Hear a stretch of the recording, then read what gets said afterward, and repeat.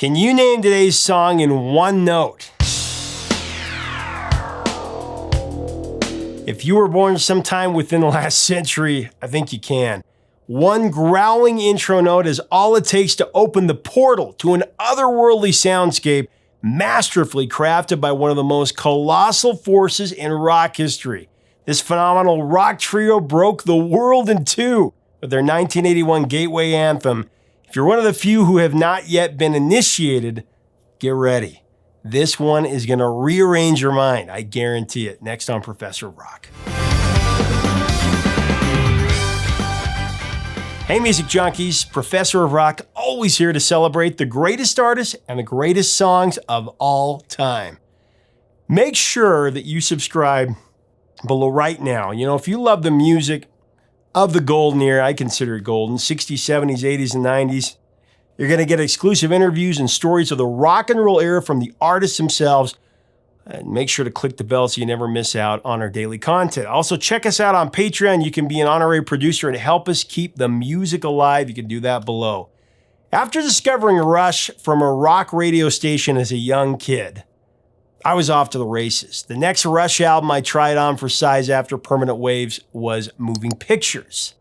Today we're going to break down that period with a focus on the album and its most iconic track, Tom Sawyer. Tom Sawyer, he gets high on you, and the space he invades, he gets by on you. Moving Pictures is, of course, Rush's 8th studio album, released on February 12, 1981. After touring to support Permanent Waves, the band began writing and recording new material in August 1980 with the help of co-producer Terry Brown. Moving Pictures was a massive step forward into mainstream consciousness. These songs were more radio-friendly than those on previous albums. Having already started on this road with the previous release, Rush featured tighter song structures and shorter lengths. Rush had famously produced a consistent barrage of sizable tracks, sometimes reaching 18, even 20 minutes in length throughout the 70s. Rush's albums typically averaged between 6 to 9 minutes per track.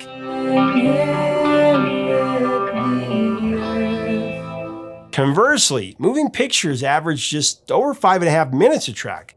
That's not a hefty decrease, but it was enough to make their music more digestible for the uninitiated, if you will. The album's longest track, The Camera Eye, that clocked in 10 minutes and 58 seconds.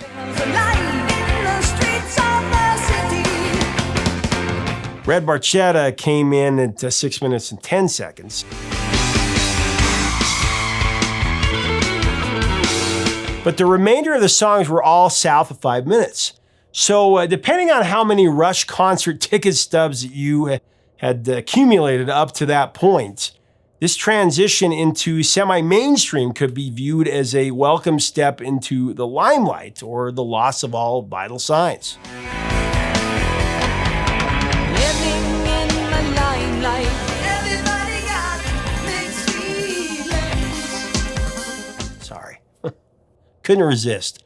Look, throughout the 70s, Rush proudly flew under the radar. They were anti-corporate, anti-establishment for the most part, and unconcerned with mainstream approval. They made the music that they wanted to make, and they couldn't care less about writing hit singles at that point.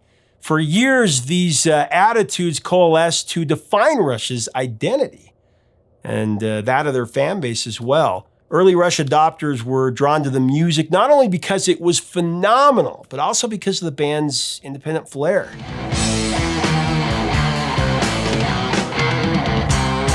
And a tale oft repeated throughout music history, these early devotees weren't thrilled about opening the doors of their secret clubhouse to the masses. Believe me, I understand that. That's how I felt about quite a few bands. It's Friday, I'm in love. But it's not like Rush all of a sudden jettisoned their ideals with the advent of moving pictures. It is clear, however, that they were looking to evolve. They recognized that a shift was occurring in the musical ethos. New wave and synthesized technology, were coming on strong. MTV was about to flip pop culture on its head altogether. The 80s marked the beginning of new horizons, and Rush had no qualms with marching ahead to see what the future held and what it looked like. They wanted to push their own boundaries, just as any serious musicians would.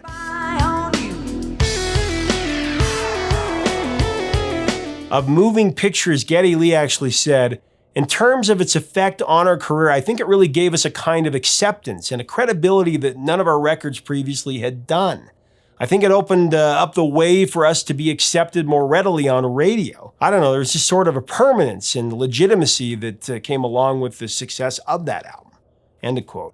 As we get deeper into this, I want to thank today's sponsor, HelloFresh. So my family just tried HelloFresh this last week for the very first time. And I have to tell you, we were all blown away. Me and my kids are the pickiest eaters in the world. My wife can definitely attest to that. Well, my wife and I each prepared a meal, and everyone ate every single bite. 10:30 at night. We decided we wanted a gourmet meal at 10:30 at night. That's never happened before in the history of our family. Seriously. I mean, HelloFresh's pre-portioned ingredients meant less prep and less wasted food. It's no surprise to me after eating it that HelloFresh has more 5-star reviews than any other meal kit. You know that you're going to get something delicious just like we did. Wow. I never knew that I could make something this good. Everybody knows that holidays can be crazy, but with HelloFresh, you can have simplicity, and with recipes and ingredients that cut out grocery shopping and limit meal prep times, you're gonna have more time for family and for activities. It's been a game changer for us even after a few days, and I know it will be for you. I especially love the Italian chicken over lemony spaghetti. It's amazing. Go to HelloFresh.com and use code ProfessorOfRock14 for up to 14 free meals and 3 free gifts. Again, you can get 14 free meals and 3 free gifts. Just go to HelloFresh.com with code ProfessorOfRock14. That's below.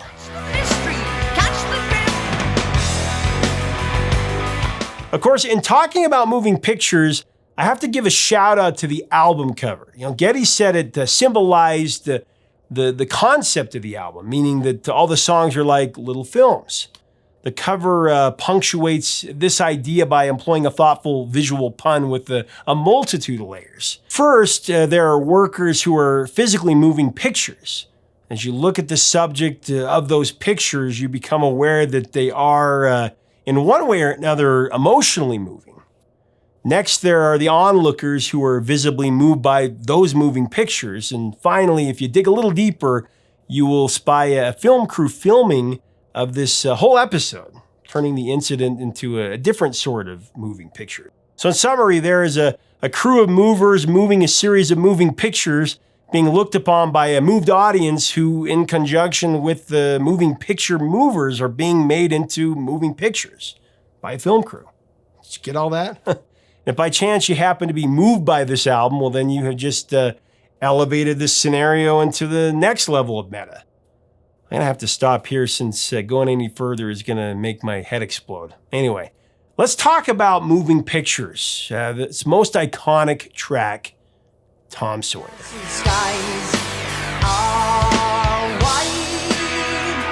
Tom Sawyer was conceived during a summer rehearsal vacation that Rush spent at a farm outside of Toronto. Per usual, the lyrics were written by par excellence drummer Neil Peart. Peart had been bestowed this honor from his earliest days with the band. You know, when Geddy and Alex realized that he was by far the most well-read member of Rush, one of the most well-read in all of music.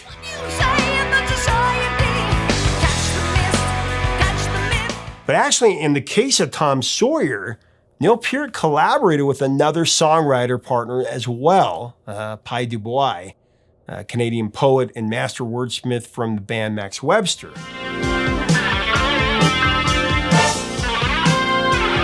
It's actually the first time working together on a project. Remembering how Tom Sawyer was conceived, Neil Peart said, "Pi's method is that he just kind of sends me pages of scribbles and I impose order on them.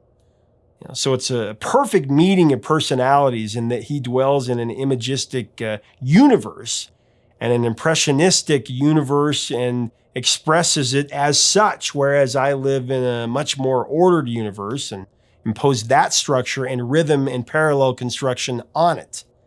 End of quote.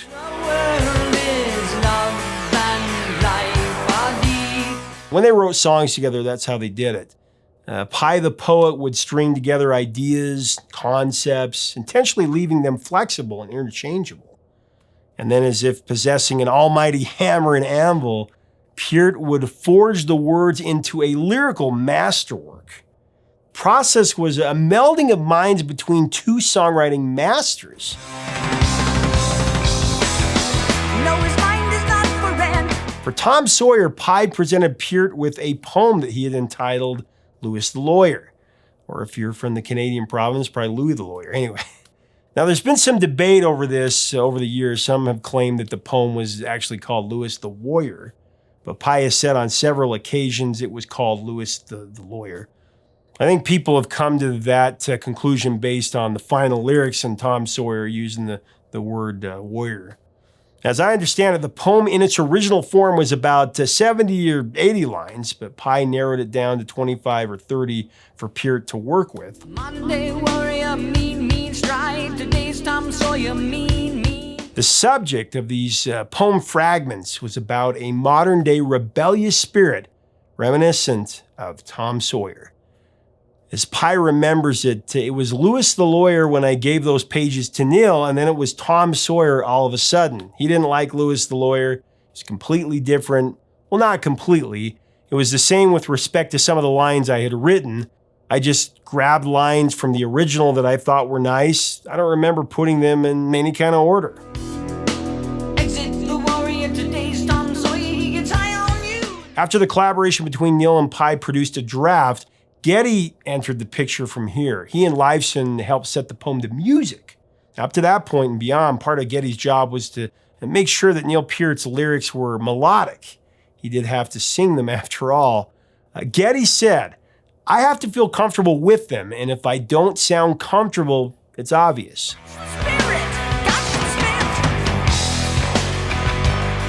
Breaking down his approach, he continued to explain, "You take two kinds of attitudes when you're a singer.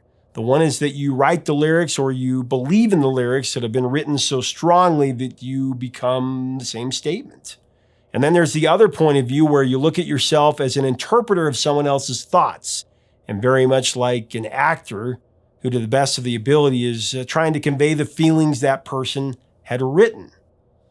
End of quote. That's a perfect way to say it.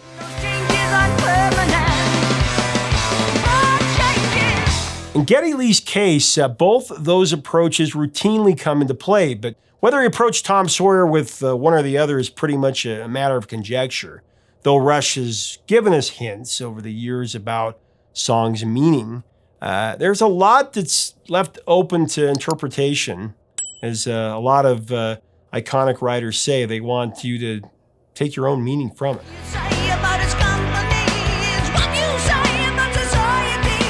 Geddy Lee himself has called the lyrics slightly inscrutable. I might also be inclined to add a few more descriptors like enigmatic, maybe ambiguous as well. Maybe the place to start is with the title, Tom Sawyer. For all those who slept through English class like I did sometimes, I'll give you a quick synopsis of the American literary classic that, of course, this song references. Tom Sawyer, he's the protagonist of Mark Twain's famous 1876 novel, The Adventures of Tom Sawyer. Tom is an orphan who grows up along the Mississippi River in the fictional town of St. Petersburg. He's a clever trickster. He has a penchant for adventure, for mischief, skipping school, hunting for buried treasure, spying on midnight grave robbers, that sort of thing. You might call him a free spirit. But Tom Sawyer is also a dreamer with grandiose visions. And he also has a heart of gold. Though his misdeeds are plentiful, they aren't malicious, really. And from time to time, he even plays the hero. He's really just pushing back against the status quo. I mean, by the end of the novel, Tom proves that he can make mature decisions and show empathy for those people around him. So how do we translate that to the song? A modern-day warrior, mean stride. Today's Tom Sawyer, mean pride. Mean stride. Today's Tom Sawyer, mean pride. Though his mind is not for rent, don't put him down as arrogant. His reserve, a quiet defense, riding out the day's events, the river. Riding out the day's events, the river. What is readily discernible is that the lyrics paint a portrait of a modern-day rebel, free-spirited individualist moving through this world wide-eyed and intentional, really. For Geddy, the Tom Sawyer is about innocence more than anything. This is a message that he believes that people can easily identify with and appreciate. I mean, who doesn't yearn for yesterday? We do it every day. Innocence carries with it the idea that anything is possible, and that that's a really appealing reality. The grown-up in each of us, must contend with our own cynicism and our own track record for disappointment, failure.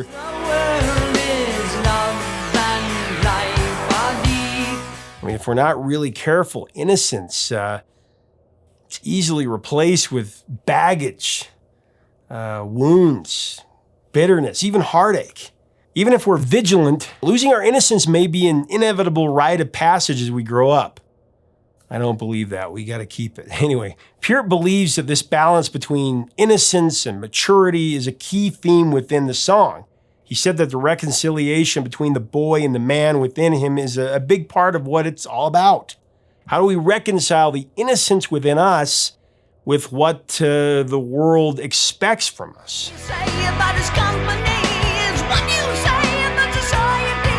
How do you look to the future with hopeful dreams when we've lived long enough to have been scarred by the gritty overbearance of conformity? How can you live in this world and not buy into the system? I'm not sure that Tom Sawyer necessarily answers all those questions for us, but we get as much as always hopeful yet discontent. He knows changes aren't permanent. Always hopeful yet discontent. Those changes aren't permanent. And though it's a good mission statement, we're not exactly told how to do it. But maybe that's the point. I think it is. Maybe the message is that we should think for ourselves, not even relying on the Holy Trinity of Rush to tell us how to do it, but to find our own solution, our own interpretation, our own mantra.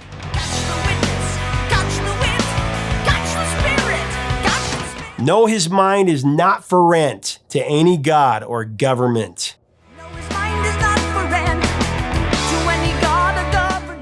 I mean, just poetry. Rush Peart is amazing. This lyric, it really speaks to our current situation, does it not? We need more Tom Sawyers right now. The members of Rush have shared their feelings on this rock standard. Tom Sawyer is really a trademark song for us, said Alex Lifeson. Musically, it's very powerful. Lyrically, has a spirit that resonates with a lot of people. It's kind of an anthem.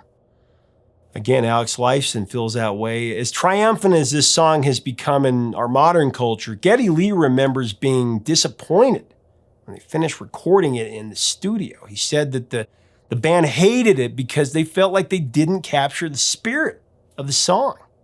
For them, it was the worst song on the record. The fact that it's so popular still just confuses the hell out of me, is what Geddy said.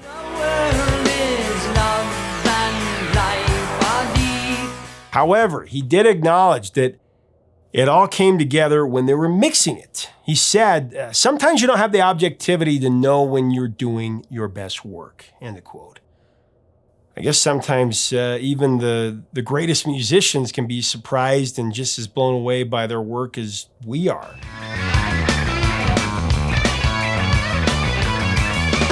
Back in the day, Tom Sawyer went to number 44 on the U.S. Billboard chart and to number 8 on the U.S. mainstream rock chart. Also peaked at number 24 in Canada. That all began in the summer of '81. The studio version of Tom Sawyer, despite its popularity, was not widely released outside of North America. In the UK, Vital Signs was chosen as a single instead.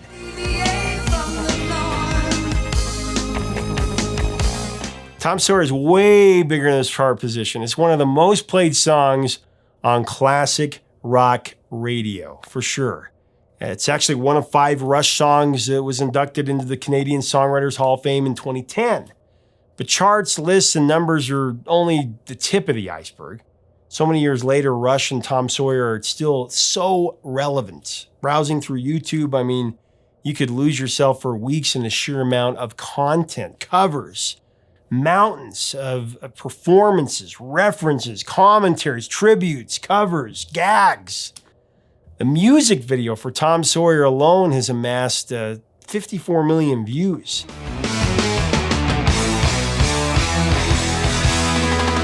Look at Spotify. I mean, it's got an additional 200 million plays there. Tom Sawyer, it's dominated pop culture over the years. It's been, it's made many appearances in several movies, TV shows. The Waterboy in 1998. There's Freaks and Geeks in 2000. That drummer you're listening to?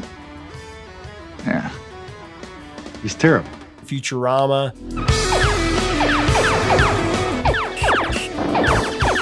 Family Guy, The Sopranos. Cooler than that cheetah from the commercials.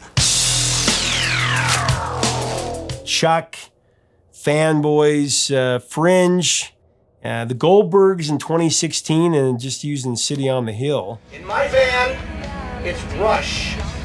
All Rush, all the time. What about the Foo Fighters cover? In 2015, they covered it at a concert in Alberta. Today's Tom Sawyer, me proud.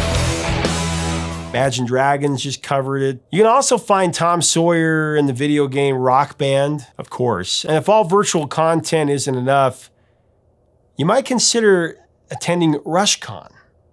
Yeah, RushCon. I've had enough of Comic-Con. I need RushCon. So do you. Tom Sawyer is the song that seems to be the opening shot, for most young people who don't know the band's music. It's actually the first Rush song that I showed to my kids because I knew that it would be the best way for them to enter into the Rush dimension, if you will. It's got that elevating and addictive opening, like I said, that just gets under your skin and into your soul. Then you hear Geddy give one of his signature vocals. Warrior, mean stride. Today's Tom Sawyer, mean pride. I mean, I know it's Rush's most overplayed song, but to me it's still magical. I mean, even 1,000 listens later, because between Geddy, Alex, and Neil, you have a balanced elegance of sound and vision. I mean, Mark Twain, he would have been blown away, no doubt. It's one of those times where the song is actually better than the book.